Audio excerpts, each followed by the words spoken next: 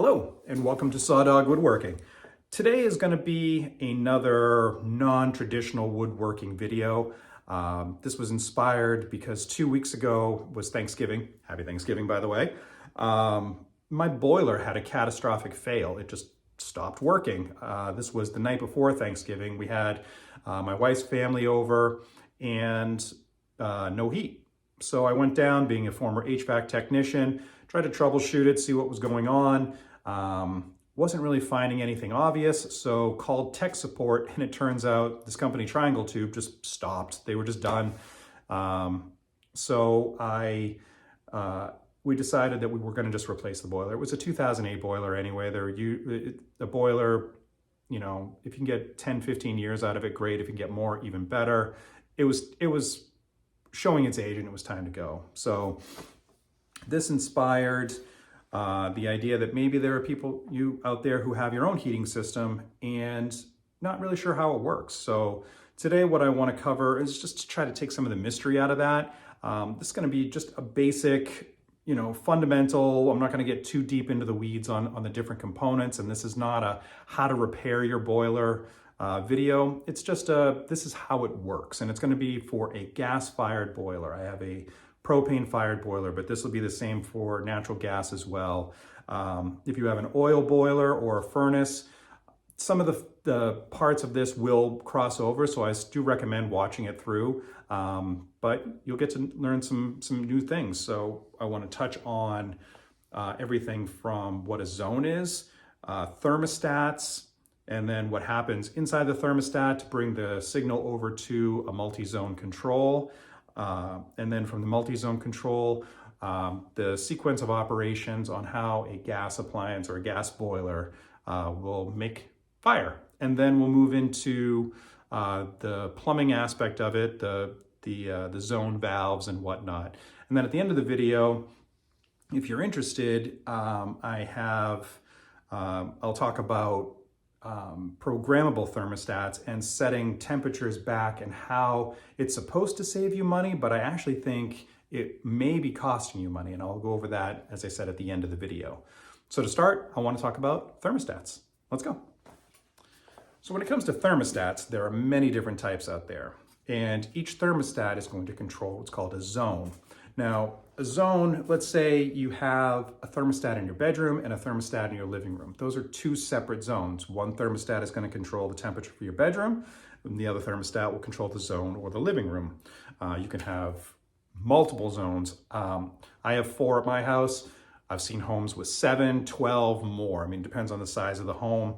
You may only have one zone. You may have one thermostat controlling the whole house. And if you do, then the next step is not going to factor into what you have, and I'll explain that when we get to it. It's called a multi-zone control. But there are, as I said, there are multiple thermostats out there. We're working today with this digital programmable one. At the end of the video, as I said, I'm going to go over why I don't think programmable is all that great. But you may have anything as old as one of the Mercury ones, or you may have one as new as one of the Nest or Smart thermostats. They all fundamentally work the same. It's a switch that just has a signal coming in, and it's waiting for that signal to return in order to know that the room is cold. That's all it's doing. So essentially, if I take this light switch, pretend this is a thermostat, if the room gets cold, you can hear that tone. I have my multimeter hooked up to this, so you can see that the circuit has been connected. When the room is warm again, it shuts it off. It's just completing a circuit. It's saying to the boiler, hey, I'm cold, fire it up. And that's what it does. If you were so inclined, you could put one of these on the wall instead of a thermostat. Every time you get cold, turn it on. Every time you're warm, shut it off. It seems like a pain in the ass though. That's why thermostats are nice. You don't have to be home, and you can set it to whatever temperature you want, and as soon as the temperature drops below that, usually by a degree or 2, then it'll turn the boiler on and make you nice and warm. So pretty handy. From there, we head over to the boiler, and I'll show you multi-zone controls.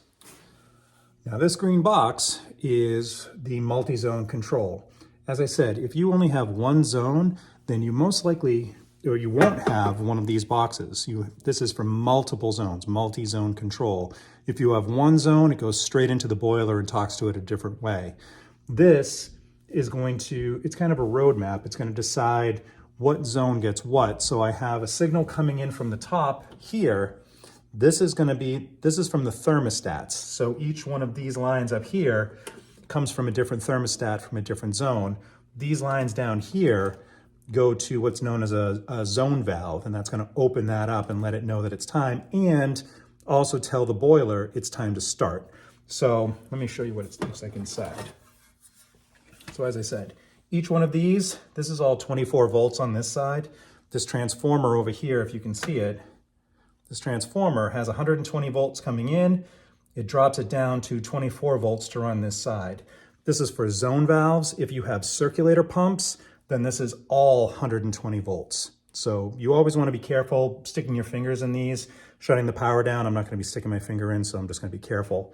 But up top, it even says it. I don't know if you can see it or not, but up here it says thermostats, and down below it says zone valves. So let's say zone 1 calls for heat. So what that's going to do is a signal completes from the thermostat, and then it sends a signal down here. These two wires, the red and the white and the red, come over to a zone valve, which I'll show you later, and start opening that zone valve. As soon as the zone valve is all the way open, these last two wires, the yellow and the blue, are called an end switch. So once that signal is closed, saying that the valve is open, the boiler will start. It doesn't want to start pumping water until that valve is all the way open, because it's just going to be pushing water up against a closed valve, and it can hurt the pump and make it work a lot harder. So as soon as it knows that that valve is open, it starts the boiler, starts the pump, and gets hot water running through the pipes to go to the baseboard to whatever room is cold. All right, so that also, where is it here? Here it is. So this over here is the end switch for the whole thing. So once everything says, hey, the room is cold, the valve is open, these two wires right here come out, run over to the boiler, and tell the boiler it's time to start up. So from there, let's open the boiler.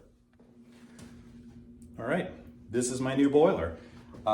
It's a Bradford White Brood FT, if that matters, 140,000 BTUs. I'm not going to get into sizing boilers and whatnot. It just depends on the square footage of your house, heat loss calculations, and all these other things. It's a whole other lesson that we're not even going to get into. This is propane, not natural gas. It came as a natural gas boiler. The only difference between a natural gas boiler and a propane boiler is they work at different pressures. The gases work at different pressures. So they'll give you different orifices. I don't know if you can see this, but this little, you can see the hole there. It's just a little brass piece. And I'm gonna pop this cover off. And right in here is where that goes. So I just undid this. It comes with directions. Most boilers come with an LP or a propane conversion kit. So you can hear it running right now. So it's just a different size orifice or a different size hole to regulate the pressures. And then on the circuit board here, there are little switches. I just had to make sure those switches were in the right configuration for propane, so this would run properly and know how to do it. It's not complicated, but something to keep in mind if you are buying a boiler and trying to install it yourself. If you have propane and not natural gas, this will make a difference. It won't burn right. It'll be a mess. So we've gone from the thermostat, said, hey, I'm cold, send me some heat. That thermostat sent a signal over to our multi-zone control, and it said, and the multi-zone control said, oh, okay, the living room or the bedroom or whichever zone is cold. Okay, I'm gonna open that valve so that that room can get warm, but all the other ones stay closed.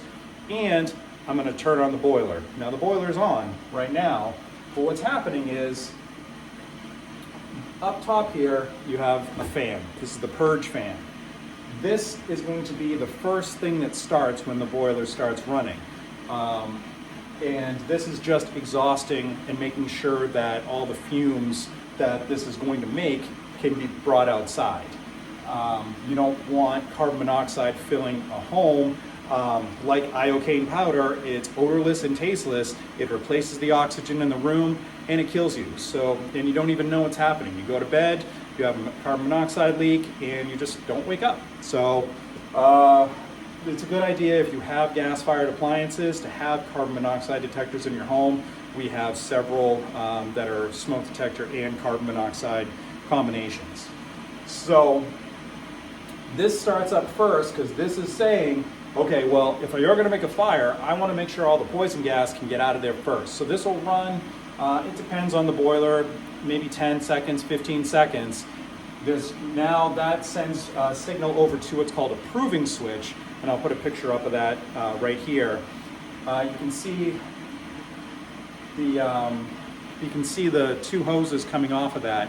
Air goes inside there, and there's a small rubber diaphragm that will get pushed by the air, and it, just like the thermostat with that continuity, it completes a signal and says to the motherboard, to the computer board, hey, the fan is running, it's safe to start a fire. So from there, we're now going to make a fire. Now I have electrical ignition right here on this one, so it's going to kind of be like a little taser. It'll make a spark and it'll create a fire. Some of you might have what's known as a glow plug. It's like the cigarette lighter in old cars, you know, that glowing thing. If you've, you know, a product of Gen X or whatnot, you've stuck your finger in there and had the little rings on your finger. It's just a resistance coil, makes a hot glowing thing. If you don't have one of those, think of an electric stove. You turn that on and the coils on top glow red. That's what a glow plug would do. So those are some things that if the fan starts and then it tries to light, it doesn't, you might have a bad igniter. While the fan is running, the igniter goes or will start getting hot or start sparking, and around the same time, the gas valve is going to open. Now the gas valve for me is up here. Gas valve opens up and it sends fuel into the combustion chamber, which is this right here. It's not too hot. This right here, this is where the fire is going to mix with the water. Now it doesn't technically mix with the water. There are coil running through this. So as the fire is running and having that heat, the coil and the water is getting pumped through that, and it might pass through several times in order to grab all that heat out of the fire, to put it into the water, to send it into the air. Now, something we're going to learn later on when we talk about night setbacks and thermostat things that was poorly explained. But we're going to talk a little bit about a couple of the laws of thermodynamics. And one of the biggest ones you need to remember is heat transfers to cold. Cold does not transfer to heat. We'll get into that a little bit more later. So the hot fire is transferring all that heat into the colder water, sending it through the house and coming back colder, gets heated again, and just keeps pumping through and making a big circle. Now there are other things on here as well, limit switches, what they're known as snap discs. So there'll be a disc that's kind of a concave sort of thing.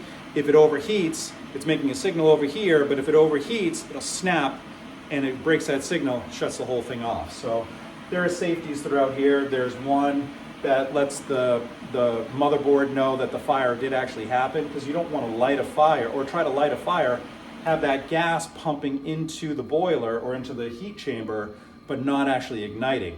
So it wants to make sure that that fire did light. So we have the purge fan running, and then that says to the proving switch that the fan is running. That tells the board it's okay to now start a fire.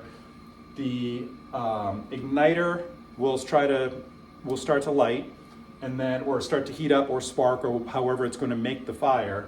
Gas valve opens up, sends heat into the heat exchanger, and then gets lit. Then there is a little fire eye or a proof that the fire has started, and then it runs until the thermostat satisfies or it comes up to the temperature that you have it set at. Usually homes run at about 180 degree water, but these newer boilers do something called modulating. So it won't run full fire all the time. It doesn't have to.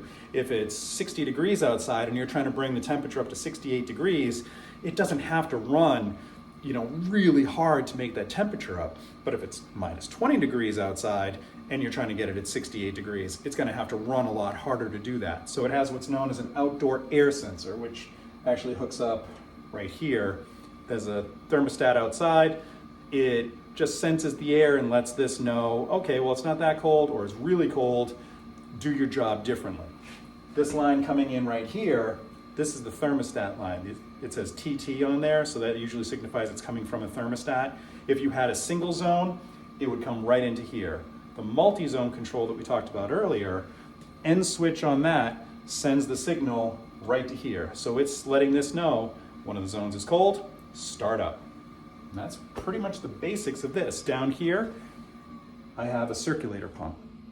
Now I'm gonna take you over to the plumbing of this and show you zone valves, but I'll also talk about circulator pumps if you have those for your different zones, right? It'll make sense in a minute. So let's go over there. Okay, so let's talk a little bit about the plumbing side of your heating system. Now this would go for oil boilers as well as gas boilers.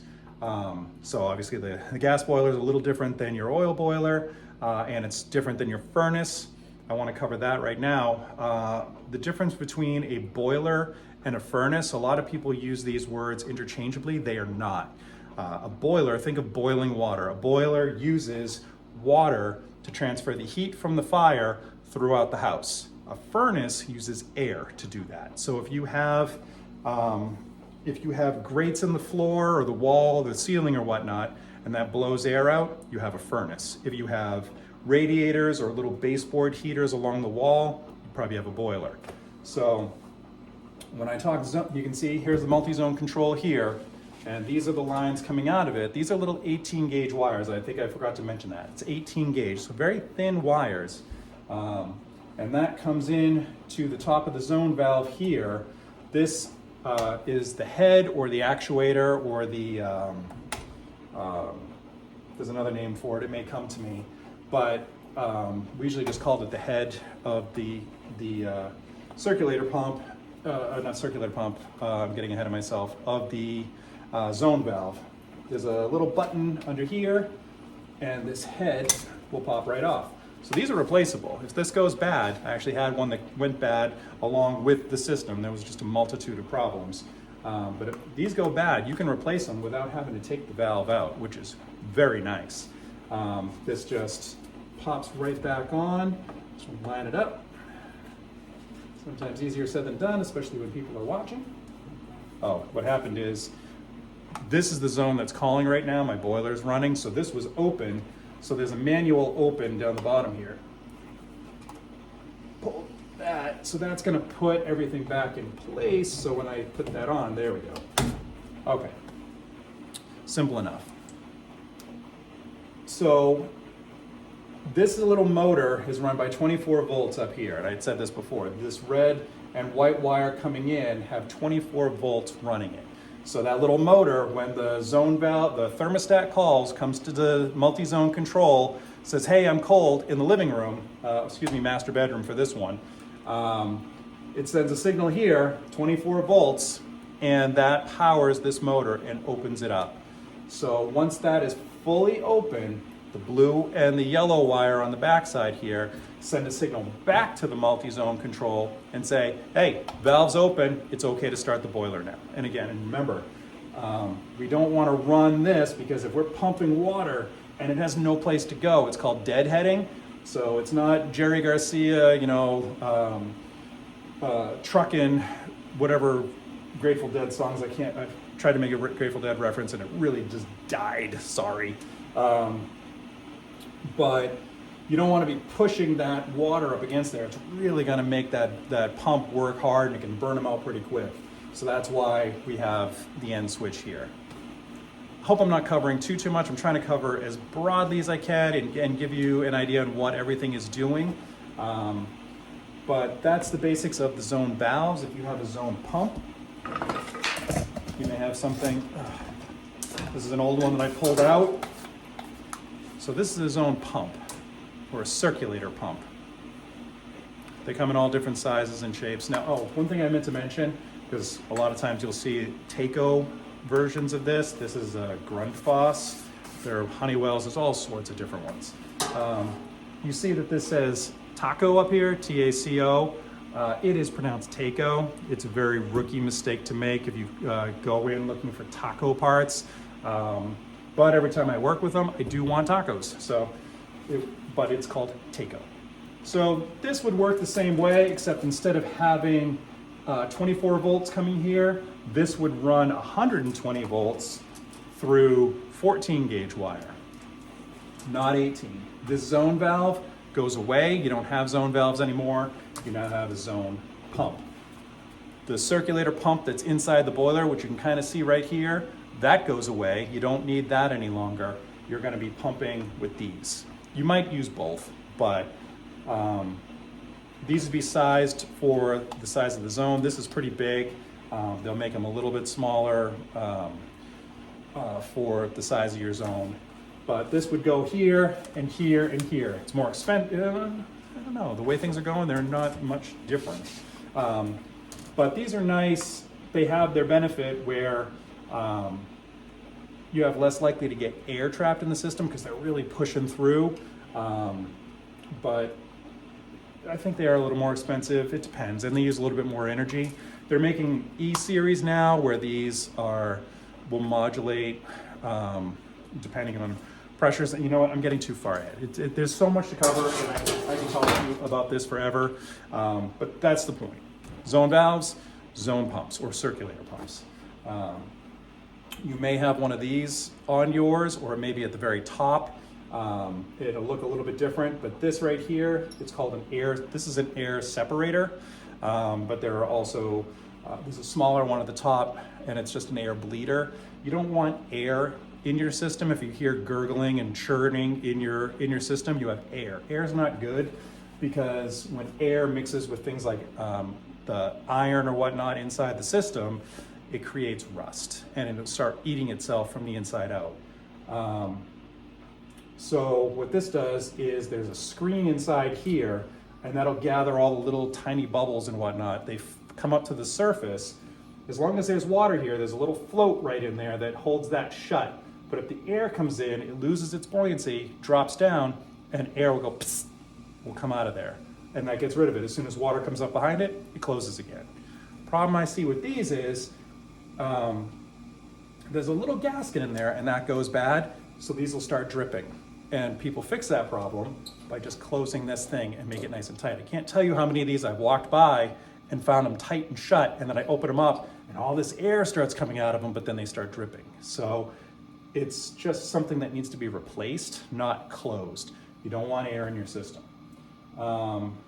This over here is called a pressure relief valve. This system runs on 12 pounds of pressure. Usually domestic homes run on 12 pounds of pressure. So, the bigger the building, I was working in commercial buildings, those get up to 30, 40 pounds in the system. Your house, about 12. So this is set for 30 pounds, all right? And what happens is, if something goes wrong in the boiler, I'll show you the expansion tank, it's behind me. I'll move the camera so you can see that in a bit. And I'll explain what that does. But if that goes bad or something's happening inside the boiler that just causes the pressure to rise, this dumps the water out. There's a little channel right here. All this does is just direct the water that's coming out of the boiler down. You want to make sure, I see this too often. I don't think this one's in there super tight. I'm not going to take it out because the boiler is running right now. But I've seen it too many times where this is wide open and there's no channel. So if something goes wrong with this, 180 degree water has the potential to come out. And depending on where this is crotch height roughly. So that's going to be a bad day for somebody. But I've seen them at face height. You don't want this popping off because that is just dumping 180 degree water. You will scald yourself at about 125 degrees. That's about what most water heaters in a home are set to. So now add all that extra temperature. I've seen it happen where a pipe broke and 180 degree water went right up my friend's arm, and it's not first degree burns, it's immediate skin sloughing off. It's nasty. So this is why these are here, and this is why these are important. They're supposed to come down and have an air gap of about 4 inches. I have to, mine, I only had a short pleat, so you can't see, but it only comes down about 6 inches. I need to extend that to the floor to make it to code, which I am gonna do, just haven't yet. So if you see this, very important. If these go bad, replace it. Don't try to fix it, get rid of it. Do not reduce anything down. If all you've got is 1/2 inch pipe and you want, and this is 3/4 inches coming out of there, you cannot reduce that. It has to stay whatever this is. I've had some larger ones. Some idiot in the city before me, it was 1.25 inches coming off of this massive boiler, and they'd reduced it down to 1/2 inch because they just had all these reducers, and it was ridiculous, and it was very dangerous. So we fixed that immediately. So pressure relief valve. The reason that's there is because any enclosed vessel that creates heat or warms something up can become a bomb. If you haven't watched, and I highly recommend it, I'll see if I can link it in here, Mythbusters, and I would show this to my class.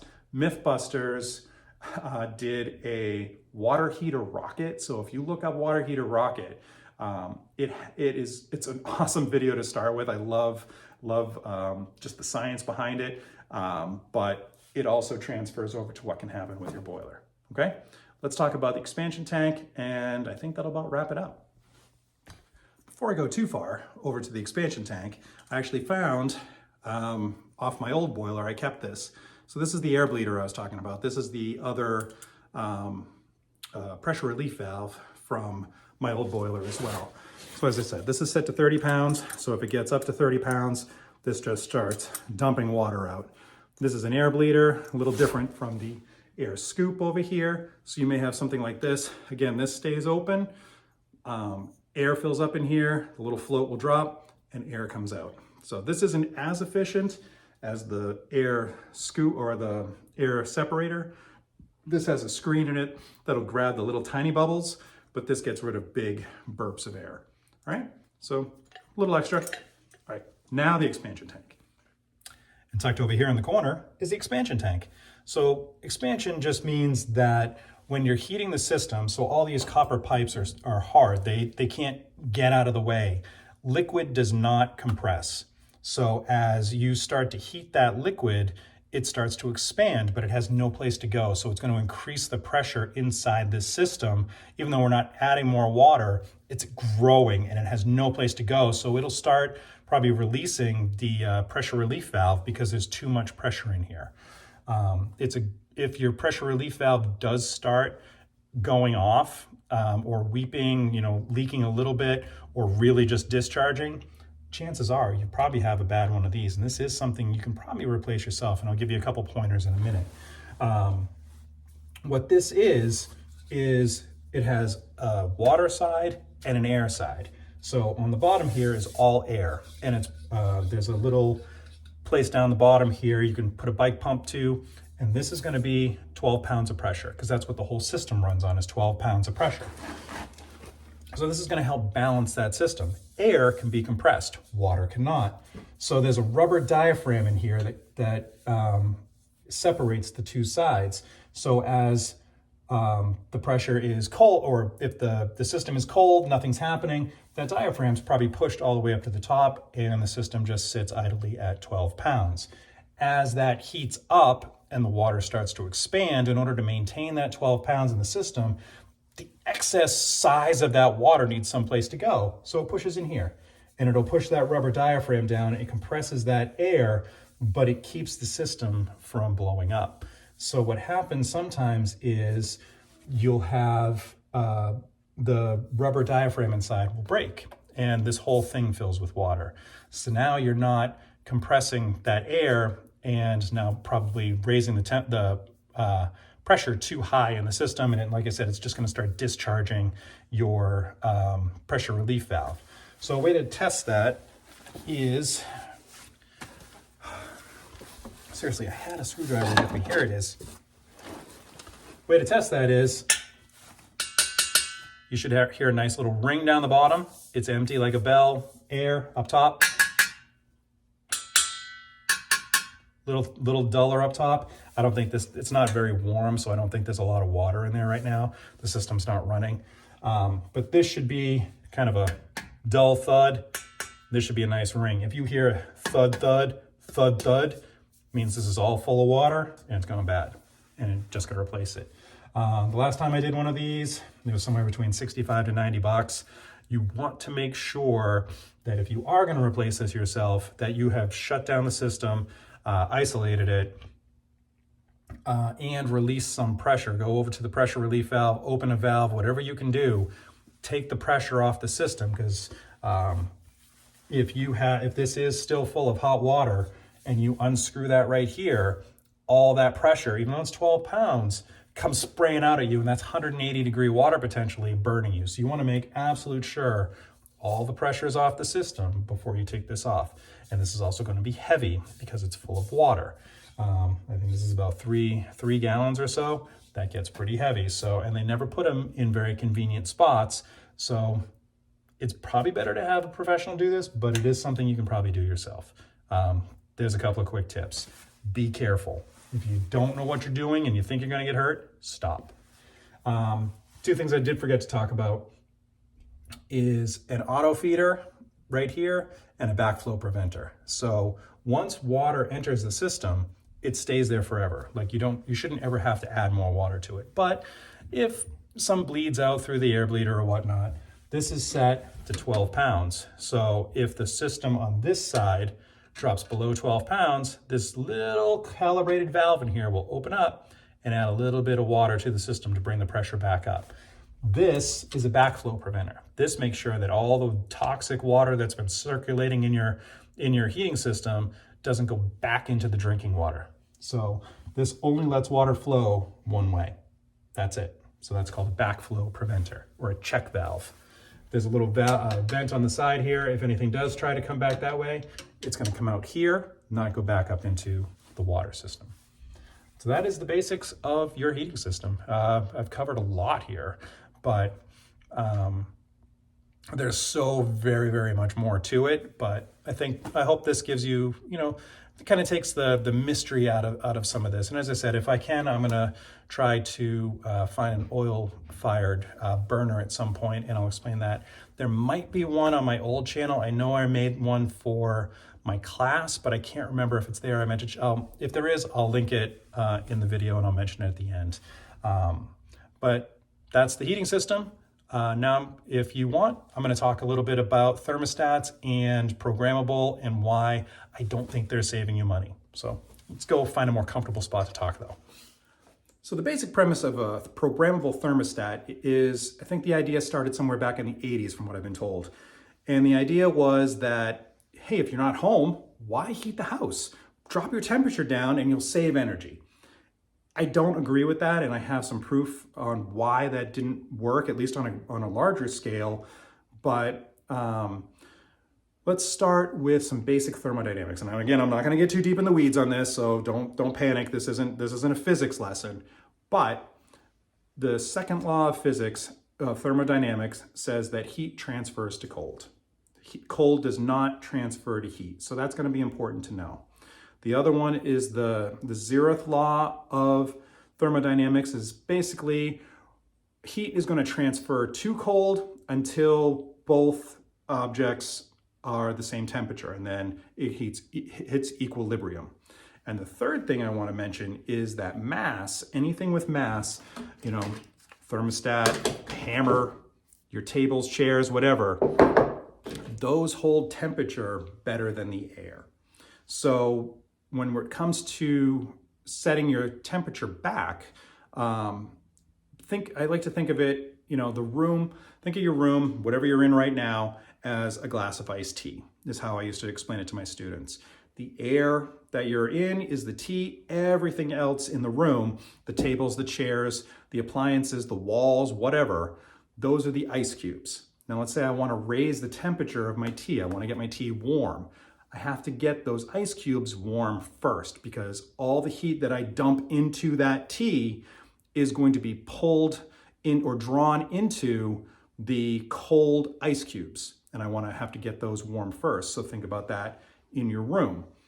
You have cold air, but you also have cold tables, cold chairs, cold everything, because you shut the heat off and everything came down. So you need to bring everything up in the room back up to temperature before the air will get warm. So whatever heat I dump into that air is migrating into everything else. And those take a lot longer to heat up than the air. So people get the idea, like just for round numbers sake, say you set your home to 70 degrees and that's comfortable for you. So you get up, you eat your breakfast or whatever your morning routine is, house is warm, 70 degrees, off to work you go, and the thermostat is programmed to shut the heat off. And some people go as low as, maybe 10 degrees down to 60 degrees, but I've even heard of people going down as low as 55 degrees when they're not home. Why heat it if you're not there? And again, I'm getting to that. So, and I've kind of already explained it a little bit. So you get home, the boiler comes back on, and now it's going to bring everything back up to temperature. All the appliances, the couch, the floor, the walls, everything have gotten down to 50, let's say 60 degrees just to keep it even. And you're going to bring that back up 10 degrees. That's a lot. So your boiler or your furnace, you may notice, is running a good hour or so, if not more, to bring you back up to temperature and get you warm. Whereas if you maintain that heat and everything stays equalized, the air temperature drops a tiny bit, but everything else stays warm, you may only have to sip that fuel a little bit and bring that temperature back up if you maintain. It's a lot easier to maintain heat than it is to recuperate. That's important to know.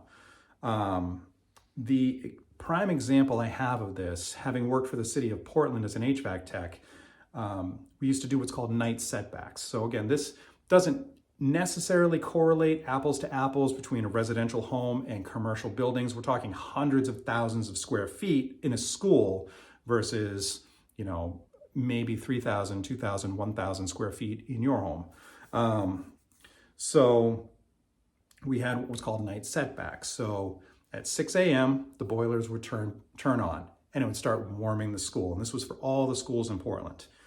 And then the teachers would come in, usually around 7:30 or so, to a cold building because everything hadn't come up yet. So the air is warming, but everything else makes you feel cold because the heat is getting pulled out of your body as well as the air to go into the cold furniture, the books, the tables, everything. So by 2 o'clock, the building would start to get warm. By 2:30, 3 o'clock, night setback kicked in because the teachers and the students were leaving. So the boilers would shut down again and they would maintain just enough to keep the pipes from freezing. So I think we had them set at about 58 degrees is what the night setback was, and try to bring it back up to 72 degrees during the day. Well, we had so many boiler failures, constant people being cold. It was just a miserable experience for everyone. So my boss, now friend, Chuck, came on as our coordinator and said, give me a year, give me a season, we're not gonna do the night setbacks. And there was a lot of fight. It's like, no, we're gonna waste so much energy, we're wasting so much energy. He said, I promise you at the end, I will have the figures from last year versus this year, and I'll show you how much we saved. So instead of doing night setbacks, we maintained the 70 to 72 degrees throughout all the schools. And again, this is hundreds of thousands of square feet. We didn't have any boiler fails that year because the boilers would run literally for 5-6 hours straight, full bore, trying to get these buildings back up to temperature.